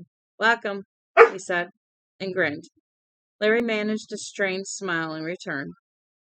If she didn't come back soon, he would go after her. Visions of finding her lying in a ditch with a broken neck danced blackly in his head. He was just walking over to the other cycle, debating whether or not to take Joe with him, when the droning hum came to his ears again, and swelled to the sound of the Honda's engine. Clocking smoothly along and forth, he relaxed a little. Dismally, he realized he would never be able to relax completely while she was riding that thing. She came back into sight, the cycle's headlamp now on, and pulled up beside him. "Pretty good, huh?" She switched off. "I was getting ready to come after you. I thought you'd had an accident." "I sort of did." She saw the way he stiffened and added, "I went too slow turning around and forgot to push the clutch in. I stalled." "Oh, well, enough for the night, huh?" "Yes. My tailbone hurts," she said. He lay in his blankets that night wondering if she might come to him when Joe was asleep, or if he would go to her. He wanted her, and thought, for the way she had looked at the absurd little pantomime with the rubber hose earlier, that she wanted him, at least. At last he fell asleep. He dreamed he was in a field of corn, lost there, but there was music, guitar music, Joe playing the guitar. If he found Joe, he would be all right. So he followed the sound, breaking through one row of corn to the next when he had to, at last coming out of the ragged clearing. There was a small house there, more of a shack really, a porch held up with rusty old jacklifters. It wasn't Joe playing the guitar. How could it have been? Joe was holding his left hand and Nadine his right. They were with him. An old woman was playing the guitar, a jazzy sort of spiritual that had Joe smiling. The old woman was black, and she was sitting on the porch, and Larry guessed she was just as about the oldest woman he had ever seen in his life. But there was something about her that made him feel good. Good in a way his mother had once made him feel good when he was very little, and she would suddenly hug him and say, here's the best boy. Here's Alice Underwood's all-time best boy." The old woman stopped playing and looked up at them. "Well said, I got my company. Well say, I got my company. Step on out here where I can see ya. My peepers ain't what they once was." So they came closer, the three of them, hand in hand, and Joe reached out and set a bald old tire swing to slow pendulum movement as they passed it. The tire's donut-shaped shadow slipped back and forth on the weedy ground. They were in a small clearing, an island in a sea of corn. To the north, a dirt road stretched away to a point. "You like to have a swig in this old box of mine?" she asked Joe. Joe came forward eagerly took the old guitar from her gnarled hands. He began to play the tune they had followed through the corn, but better and faster than the old woman. Bless him, he plays good. Me, I'm too old. Can't make my fingers go that fast now. It's the rheumatiz. But in 1902, I played the county hall. I was the first Negro to ever play there. Very first. Nadine asked who she was. They were in a kind of forever place where the sun seemed to stand still 1 hour from darkness, and the shadow of the swing Joe had set in motion had always traveled back and forth across the weedy yard. Larry wished he could stay here forever, he and his family. This was a good place. The man with no face could never get him here, or Joe, or Nadine. Mother Abigail is what they call me. I'm the oldest woman in eastern Nebraska, I guess, and I still make my own biscuits. You come see me as quick as you can. We gotta go before he gets wind of us. A cloud came over the sun. The swing's arc had decreased to nothing. Joe stopped playing with a jangled rattle of strings, and Larry felt the hackles rise on the back of his neck. The old woman seemed not to notice. Before he gets wind of us? Nadine asked, and Larry wished he could speak. Cry out for her to take the question back before it could leap free and hurt them. That black man, servant of the devil, we got the Rockies between us and him, praise God, but they won't keep him back. That's why we gotta knit together in Colorado. God come to me in a dream and showed me where, but we got to be quick as we can anyway. So you come see me. There's others coming too. No, Nadine said in a cold and fearful voice. We're going to Vermont, that's all. Only to Vermont. Just a short trip. Your trip will be longer than ours. If and you don't fight off his power, the old woman in Larry's dream replied. She was looking at Nadine with great sadness. This could be a good man you got here, woman. He wants to make something out of himself. Why don't you cleave to him instead of using him? No, we're going to Vermont. The old woman looked at Nadine pityingly. You'll go straight to hell if you don't watch close, daughter of Eve. And when you get there, you are gonna find that hell is cold. That dream broke then, splitting into cracks of darkness that swallowed him. But something in that darkness was stalking him. It was cold and merciless. Soon he would see its grinning teeth. But before that could happen, he was awake. It was half an hour after dawn, and the world was swallowed in a thick white ground fog that could burn off when the sun got up a little more. That would burn off. Now the motorcycle dealership rose out of it like some strange ship's prow constructed of cinder block instead of wood. Someone was next to him, and he saw that it wasn't Nadine's.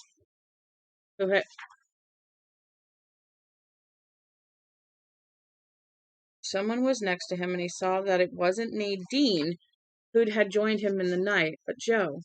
The boy lay next to him, thumb corked in his mouth, shivering in his sleep, as if his own nightmare had gripped him. Larry wondered if Joe's dreams were so different from his own, and he lay on his back, staring up into the white fog and thinking about that till the others woke up an hour later. The fog had burned off enough to travel 1, 2, 3, 4. Okay, I'm not sure how much more I'll do. The fog had burned off through it enough to travel by the time they had finished breakfast and packed their things on the cycles. As Nadine had said, Joe showed no qualms about riding behind Larry, and in fact, he climbed on Larry's cycle without having to be asked. Slow, Larry said for the 4th time. We're not going to hurry and have an accident. Fine, Nadine said. I'm really excited. I like being on a quest. She smiled at him. But Larry could not smile back. Rita Blakemore had said something very much like that when they were leaving New York City 2 days before she died. She had said it. They stopped for lunch in Epsom, eating fried ham from a can and drinking orange soda under the tree where Larry had fallen asleep, and Joe had stood over him with a knife. Larry was relieved to find that riding the motorcycles wasn't as bad as he thought it would be. And most of the places, they could make fairly decent time, and even going through the villages, it was only necessary to putt along the sidewalks at walking speed. Nadine was being extremely careful about slowing down on blind curves and even on the open road. She did not urge Larry to go any faster than a steady 35 miles an hour pace he was setting. He thought that, barring bad weather, they could be in Stovington by the 19th. They stopped for supper west of Concord, where Nadine said they could save time on Lauder and Goldsmith's route by going directly northwest on the thruway I-89. There will be a lot of stalled traffic, Clary said doubtfully. We can weave in and out, she said with confidence, and use the breakdown lane when we have to. The worst that could happen is we'll have to backtrack to the exit and go around on the secondary road.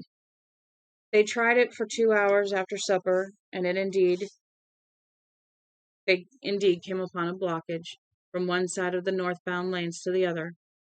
Just beyond Warner, a car and house trailer combo had jackknifed, and the driver and his wife, weeks dead, lay like grain sacks in the front seat of their Electra.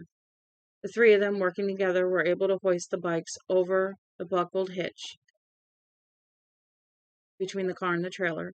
Afterward, they were too tired to go any further.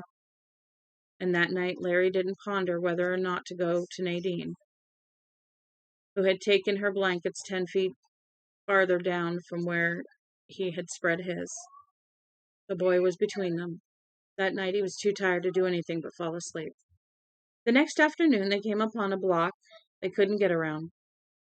A trailer truck had overturned, and half dozen cars were crushed behind it. Luckily, they were only 2 miles beyond the Enfield exit. They went back, took the exit ramp, and then, feeling tired and discouraged, stopped in the Enfield town park for a 20-minute rest. What did you do before, Nadine? Larry asked. He had been thinking about the expression in her eyes when Joe had finally spoken.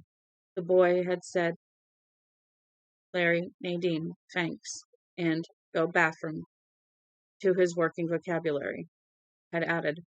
And now he made a guess based on that. Were you a teacher? Nadine looked at him surprised. Yes, that's a good guess. Little kids.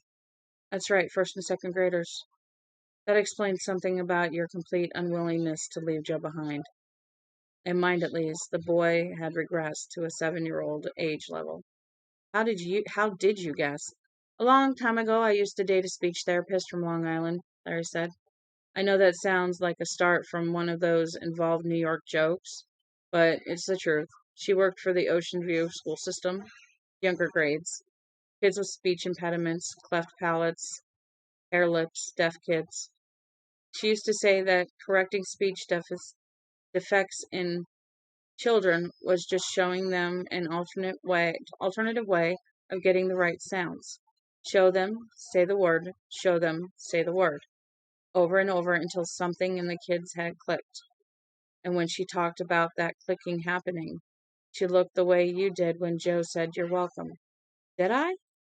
She smiled a little wistfully. I love little ones. Some of them were bruised, but none of them at that age were irrevocably spoiled. The little ones are the only good human beings. Kind of a romantic idea, isn't it? He shrugged. Children are good, but if you work with them, you get to be a romantic. That's not so bad. Wasn't your speech therapist friend happy in her works? Yeah, she liked it, Larry agreed. Were you married before? There it was again. That simple, ambiguous word, before. It was only 2 syllables, and it had become all-encompassing. Married? No, never married. She began to look nervous again. I'm the original old maid school teacher, younger than I look and older than I feel. 37. His eyes had moved to her hair before he could stop them, and she nodded as if he had spoken out loud. It's premature, she said matter-of-factly. My grandmother's hair was totally white by the time she was 40. I think I'm going to last at least 5 years longer. Where did you teach? A small private school in Pittsfield. Very exclusive, ivy-covered walls, all the newest playground equipment. Damn the recession. Full speed ahead. The carpool consisted of 2 Thunderbirds, 3 Mercedes-Benzes, a couple of Lincolns, and a Chrysler Imperial. Supposed to be Chevy Impala, and I said Chrysler. Wow. Imperial. You must have been very good. Yes, I think so, she said artlessly, and smiled. Doesn't matter much now. He put an arm around her. She started a little, and he felt her stiffen. Her hand and shoulder were warm. I wish you wouldn't, she said uncomfortably. You don't want me to? No, I don't. He drew his arm back, baffled. She did want him to. That was the thing. He could feel her wanting coming off of her.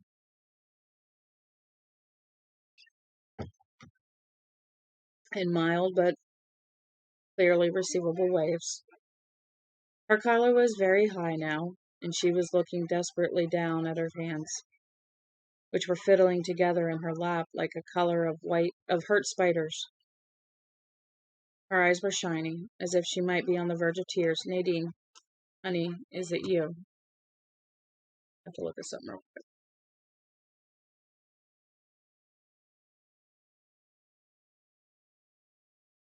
She looked up at him, and he saw she was on the verge of tears.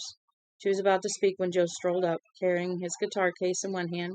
They looked at him guiltily, as if he had found them doing something rather more personal than talking.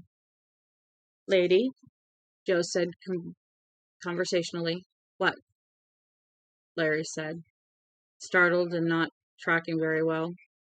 Lady, Joe said again, and jerked his thumb back over his shoulder. Larry and Nadine looked at each other. Suddenly there was a fourth voice, high-pitched and choking with emotion, as startling as the voice of God. Thank heaven, it cried. Oh, thank heaven. They stood up and looked at the woman who was now half running up the street toward them. She was smiling and crying at the same time. Glad to see you, she said. I'm so glad to see you, thank heaven. She swayed and might have fainted if Larry hadn't been there to steady her until her dizziness passed. He guessed her age about 25. She was dressed in blue jeans and a plain white cotton blouse. Her face was pale, her blue eyes unnaturally fixed. Those eyes stared at Larry as if trying to convince the brain behind them that this was not a hallucination, that the 3 people she saw were standing there. I'm Larry Underwood, he said. The lady is Nadine Cross. The boy is Joe. We're happy to meet you. The woman cried out.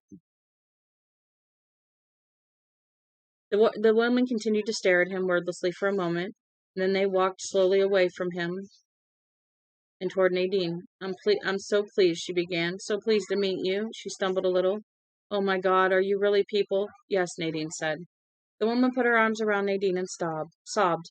Nadine held her. Joe stood in the street by a stalled pickup truck, his guitar case in one hand, his free thumb in his mouth. At last he went to Larry and looked up at him. Larry held his hand. The 2 of them stood that way and watched the woman solemnly, and that was how they met Lucy Swan. She was eager to go with them when they told her where they were headed, and that they had reason to believe there were at least 2 other people there, possibly more. Larry found a middle-sized knapsack for her in the Enfield Sporting Goods, and Nadine went down to her house on the outskirts of town to help her pack. 2 changes of clothes, some underwear, an extra pair of shoes, a raincoat, the pictures of her late husband and daughter. They camped that night in the town called Quetchie, now over the state line and into Vermont. Lucy Swan told a tale which was short and simple and not too different from the others they would hear. The grief came built up. They came built in, and the shock, which had driven her at least into hailing distance of madness. Her husband had sickened on the 25th of June, her daughter the next day. She had nursed him as well as she had been able, fully expecting to come down with the rails, as they were calling the sickness in her corner of New England herself. By the 27th, when her husband had gone into a coma, Enfield was pretty much cut off from the outside world. Television reception had become spotty and queer. People were dying like flies. During the previous week, they had seen extraordinary movements of army troops along the turnpike. But some of them had business in such a little place as Enfield, New Hampshire. None of them, In the early morning hours of June 28th, her husband had died. Her daughter had seemed a little better for a bit on the 29th, and had taken an abrupt turn for the worse that evening. She had died at 8 o'clock. By July 3rd, everyone in Enfield except her and an old man named Billy Dadds had died. Billy had been sick, Lucy said, but he seemed to have thrown it off entirely. Then on the morning of Independence Day, she found Billy dead on Main Street, swollen up and black like everyone else. So I buried my people and Bill too, she said, as they sat around the crackling fire. It took all of one day, but I put them to rest.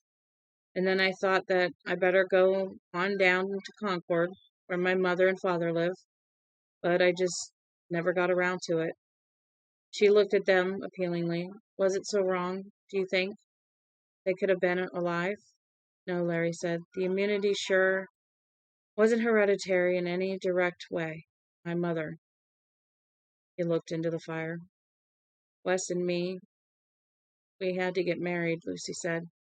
That was the summer after I graduated in high school, 84. My mom and dad didn't want me to marry him. They wanted me to go away to have the baby and just give her up, but I wouldn't. My mom said it would end in divorce. My dad said Wes was a no-account man. He'd always be shiftless. I just said that may be, but we'll see what happens. I just wanted to take the chance, Yes, Nadine said. She was sitting next to Lucy, looking at her with great compassion.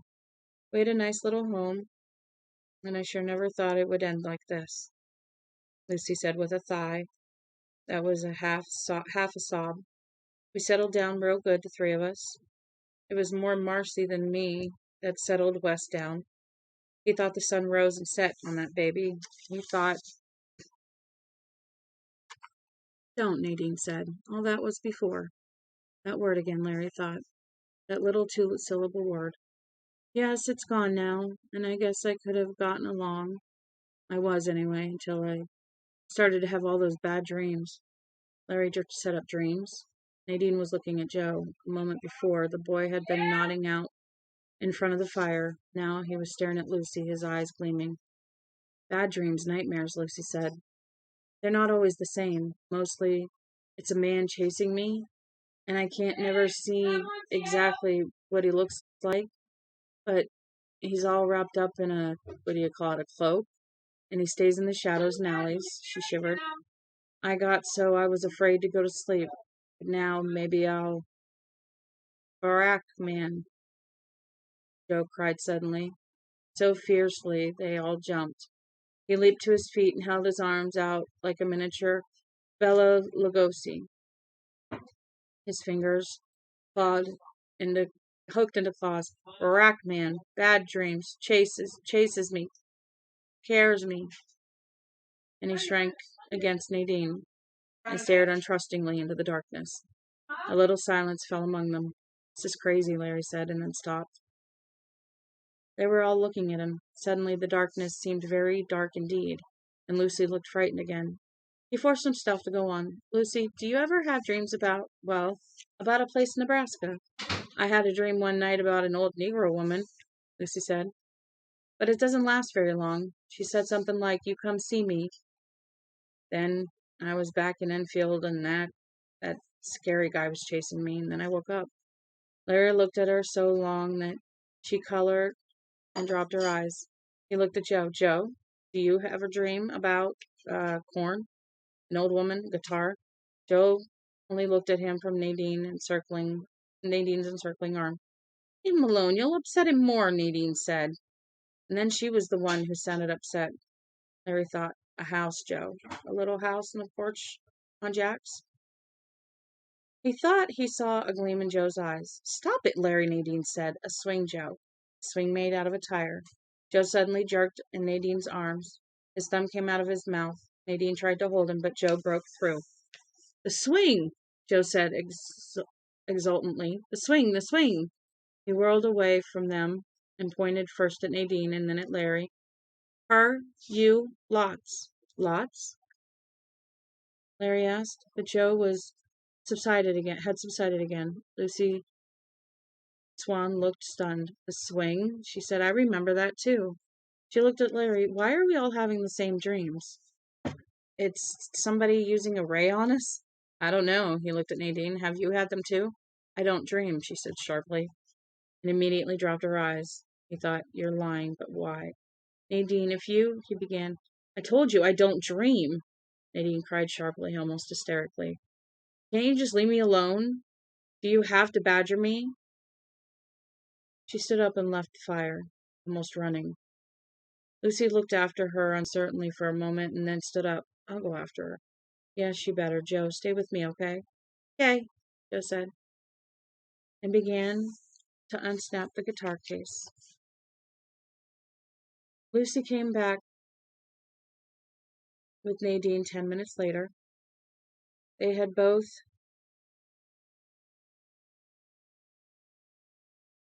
been crying, Larry saw, but they seemed to be in good terms now. I'm sorry, Nadine said to Larry. It's just that I'm always upset. It comes out in funny ways. It's all right. The subject did not come up again. They sat and listened to Joe run through his repertoire. He was getting very good indeed now. And in with the hootings and grunts, fragments of the lyrics were coming through. At last they slept. Larry on one end, Nadine on the other, Joe and Lucy between. Larry dreamed first of the black man on the high place, and then the black woman sitting on her porch. Only in this dream he knew the black man was coming, striding through the corn, knocking his own twisted swath through the corn. His terrible, hot spot welded to his face, coming toward them closer and closer. Larry woke up in the middle of the night, out of breath, his chest constricted with terror. The others slept like stones. Somehow in that dream he had known. The black man had not been coming empty-handed. In his dreams, borne like an offering as he strode through the corn, he held the decaying body of Rita Blakemore, now stiff and swollen, the flesh ripped by woodchucks and weasels. A mute accusation to be thrown at his feet, to scream his guilt at the others, to silently proclaim that he wasn't no nice guy. Something had been left out of him, that he was a loser, that he was a taker. At last he slept again, and until he woke up the next morning at 7, stiff, cold, and hungry, and needing to go to the bathroom, his sleep was dreamless. Oh, God, Nadine said emptily. Larry looked at her and saw the disappointment too deep for tears. Her face was pale, her remarkable eyes clouded and dull. It was 7:15, July 19th, and the shadows were drawing long. They had written all day, their few rest spots only 5 minutes long. Their lunch break, they had taken in Randolph, only half an hour. None of them had complained, although after 6 hours on the cycle, Larry's whole body felt numb and achy and full of pains. Now they stood together in a line outside the wrought iron fence.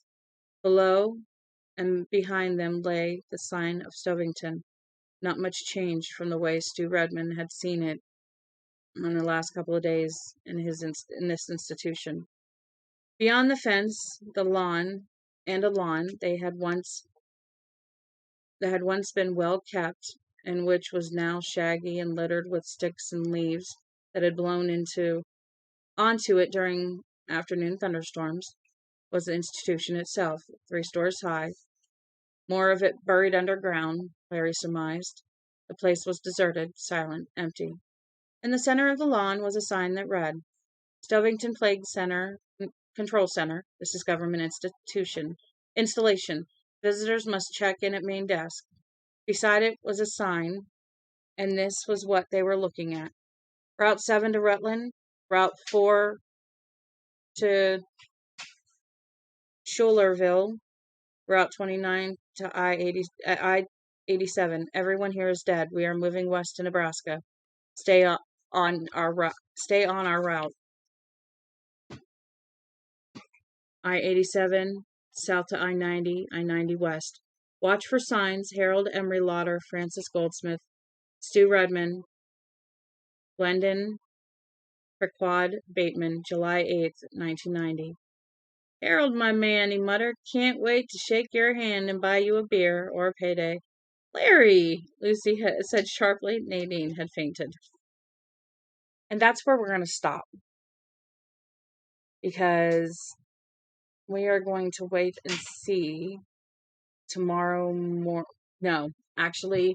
tomorrow I may not be able to read at all. I'm actually going to be babysitting and helping my daughter move.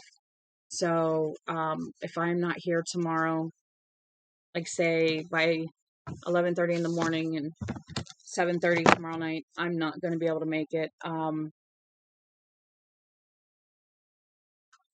helping move the rest of the stuff out of her house because she sold her house.